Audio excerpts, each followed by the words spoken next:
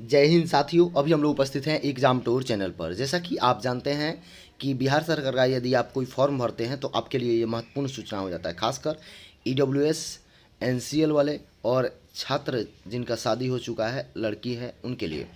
सामान्य प्रशासन विभाग बिहार पटना, आवश्यक सूचना आरक्षण विषय कुछ महत्वपूर्ण तथ्य दिए गए हैं। आरक्षण वाले जितने भी विद्यार्थी हैं उनको ये सुनना चाहिए। व्यक्ति विशेष की जाति का निर्धारण उसके पिता के जाति के आधार पर होता है, पति के जाति के आधार पर नहीं। यानी आप किस जाति से आते हैं ये निर्धारण आपके पति के आधार पर नहीं, पिता के आधार पर होगा। यानी कि जाति आय प्रमाण पत्र आप अपने पिता के नाम पर, उस जाति के नाम पर बनवाएंगे। नेक्स्ट है, जाति प्रमाण पत्र की वैधता हमेशा बनी रहती है। आपसे बताते हैं कि जाति प्रमाण पत्र की वैधता हमेशा बनी रहती है, 1 साल, 2 साल, 3 साल, 4 साल, 5 साल, कभी का है।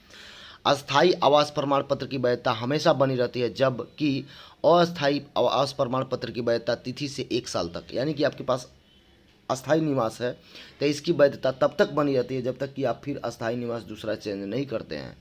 और जाति की वैधता जो होता है वो भी तब तक बनी रहती है जब तक कि आपको सरकार या किसी भी प्रकार का छेड़छाड़ ना किया जाए। मान लीजिए आज आप ही ओबीसी में आते हैं, कल आपको एससी में कर दिया जाए। आज आप एससी में हैं, कल आपका डेवलपमेंट हुआ और ओबीसी में कर दिया जाए, तब तक उस जाति का वैधता रहता है। ये 2 पॉइंट हो गया।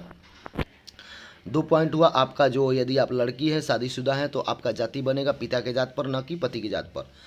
जाति प्रमाण पत्र की वैधता बनी रहती है। अस्थायी प्रमाण पत्र की वैधता भी बनी रहती है। आय प्रमाण पत्र की मान्यता निर्गत तिथि से 1 वर्ष से के लिए होती है। आय जो है, यानी आय जो आपका है वह केवल 1 साल के लिए मान्य होता है, निर्गत तिथि से 1 वर्ष के लिए। सत्यापन के पश्चात अभ्यर्थी को मूल प्रमाण पत्र अवश्य लौटा दिए जाएंगे।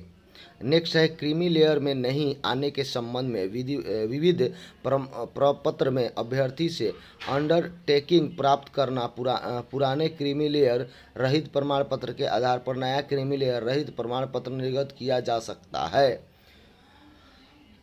चलिए अगला देखते हैं, 7 नंबर पॉइंट क्या कह रहा है। 7 नंबर पॉइंट को देखेंगे थोड़ा सा, तो 7 नंबर पॉइंट कह रहा है, क्रीमी लेयर रहित प्रमाण पत्र बार बार बनवाने की आवश्यकता नहीं है। राज्याधीन सेवाओं हेतु पुराने प्रमाण पत्र के साथ अंडरटेकिंग देकर आवेदन दिया जा सकता है। देखिए ये है, क्रीमी लेयर प्रमाण पत्र बार बार बनवाने की आवश्यकता नहीं है। आप एक एप्लीकेशन देकर उसी को इम्प्रूव करवा सकते हैं, अंडरटेकिंग करवा सकते हैं। 8 नंबर पॉइंट कह रहा है, राज्याधीन सेवाओं में राज्य के मूल निवासी को ही आरक्षण दे है। राज्य की सेवाओं में राज्य के मूल निवासी को ही आरक्षण दे हैं। दिव्यांगजनों को सरकारी सेवाओं में नियुक्ति में 4% क्षैतिज आरक्षण दे हैं। नेक्स्ट है 10 नंबर, स्वतंत्रता सेनानी के पोता पोती नाती नातनी को सरकारी सेवाओं में नियुक्ति में 2% क्षैतिज आरक्षण दे हैं।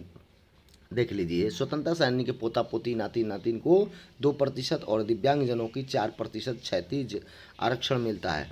आगे देखेंगे, 11 नंबर, महिलाओं को सरकारी सेवाओं में नियुक्ति में 35% क्षैतिज आरक्षण दे है, क्षैतिज आरक्षण मिलेगा।